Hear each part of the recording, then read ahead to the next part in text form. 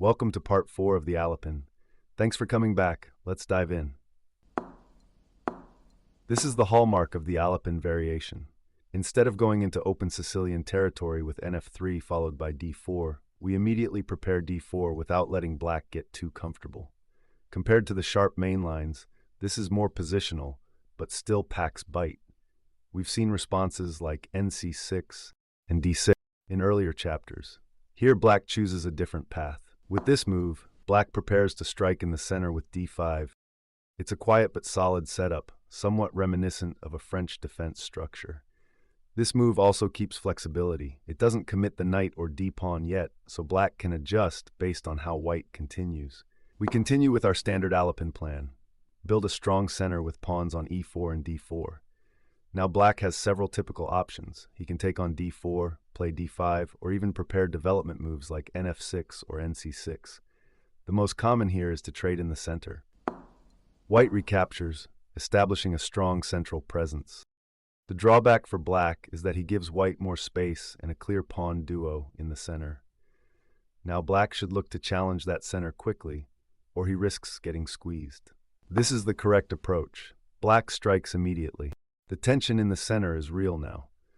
While trading on d5 is possible, we actually want to maintain the tension and space advantage, so instead we push forward.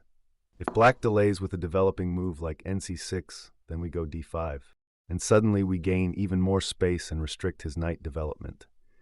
That gives us a long-term initiative. This is a key moment. By advancing, we take more space and block the f6 square. This is now a French defense structure without the usual c-pawn play. The lack of a black c-pawn means there's no standard counterplay against d4 with Dant c5 later, so our center is more durable. Black is a bit cramped, and white has a small but steady edge. Black brings out the knight and starts aiming at d4. That pawn will become a long-term pressure point, but it's also a magnet for development. Many of our pieces will naturally rally to defend or reinforce it. We continue developing smoothly. This reinforces the d4 pawn and prepares kingside castling. From here, a typical setup includes bishop to d3, castle, and knight to c3. We're playing a space-oriented strategy, and black will likely aim for counterplay on the queen side or by undermining d4. Play is often slow and strategic, with both sides maneuvering for the best piece placements. Okay, that's all for this line. The pawn trade in the center is the most common response, but not great for black. That concedes the center. Black would be better off challenging the center immediately. This is done in 18% of games. We get a chaotic position. With central tension, something needs to concede. We shouldn't leave the central tension. e4 is undefended. If we take on c5 here, it allows the bishop to come out. And that isn't great as it helps black develop. Additionally, it trades a center pawn for wing pawn. If we trade in the center with the e-pawn, that is best as it forces one of a few responses from black we can prepare for. This is a pretty dynamic position. Black can take in center with queen or pawn. The pawn take is most common. We don't take c5 for reasons stated before. Let's develop the knight. Now if black takes in the center, he leaves himself very exposed. Our best move is to give a check, again forcing a response. If he blocks the check with his knight, we create a lot of pressure with our own knight. And black is in trouble. If he instead blocks the bishop, we can simplify quickly, castle, and move on to a good middle game.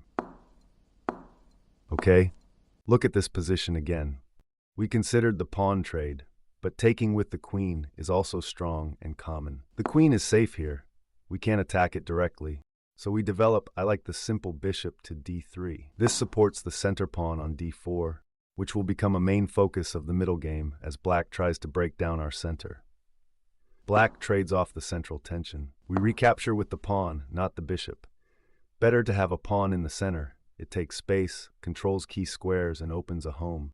For the knight, a common structural idea in Alapin-type positions. Black takes advantage of the now open diagonal, but that's okay.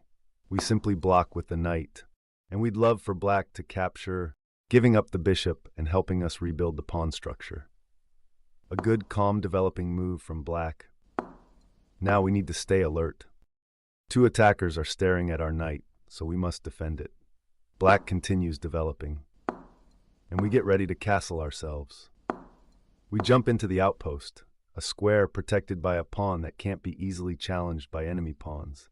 The pawn on d4 makes this outpost possible. And we'll end this line by castling. We've entered an even but lively middle game with strong central control and an active knight on e5. Let's look at the common but weak move knight to c6. This leads to a familiar structure we've analyzed before, and you know the plan. Push the pawn, taking immediate space and challenging black's setup. Black trades off the center pawn. The knight must step into the center. Retreating would simply lose too much initiative. Here comes the 1200 level trap. The knight is now pinned to the king. If black doesn't respond correctly, we follow with f4 and win material. The correct response, played in only 18% of games, is queen to e7. Black finds the refutation, breaking the pin. Now we must play with care. We continue development, avoiding early queen trades and preparing to castle long, a natural developing move. Now we face a tactical temptation. This appears to be clever. It removes the defender of the knight, but it's actually a trap.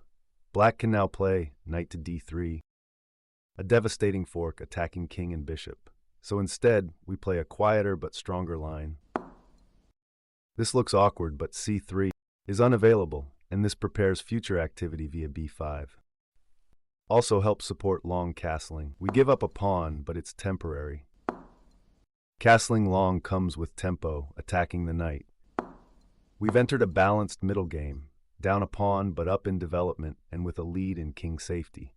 Remember, this is a worst-case line if black finds the best defense. But in practice, many opponents will falter earlier. Let's now explore the move a6. Surprisingly common and strong in the Sicilian, because it prepares queenside expansion and keeps white's knights and bishops from easily landing on b5. As always, we develop while trying to find moves that come with threats. Bishop to e3 gets a piece out and puts pressure on c5, enticing black to capture in the center, which is what we want. Now we have a strong pawn duo in the center on d4, giving us space and control. Black's strongest response is usually d5. But let's examine another common continuation. Black ignores the central push for now and sets up a fianchetto plan, aiming to chip away at our center with the bishop. This does double duty. It develops and defends the pawn, continuing the plan to put pressure on our center, prepares to castle, and keeps the option of swinging to g3 to bolster the e4 pawn, which will become a central target. Knight f6 adds another attacker to e4, time to reinforce our center. Knight to d2 defends the pawn and also sidesteps b4 ideas, which could have come if we placed the knight on c3 instead. We finish development with castling and are ready to enter the middle game with a solid center and clear plans. In this position from the Alapin variation of the Sicilian defense, we explored multiple ideas for both sides. We learned that white's early d4 and c3 setup aims for central control. After a pawn trade in the center, white gains a strong center with pawns on d4 and e4, which becomes the cornerstone of their strategy. We saw how black can challenge this center indirectly with queenside expansion like a6 and b5, and fianchetto ideas. White in turn prepares kingside development and castling, using moves like bishop d3, knight to e2, and knight to d2, prioritizing flexibility and solidifying e4. Overall, the position showcases classical themes: control of the center, piece coordination, and the tension between central dominance and flank counterplay.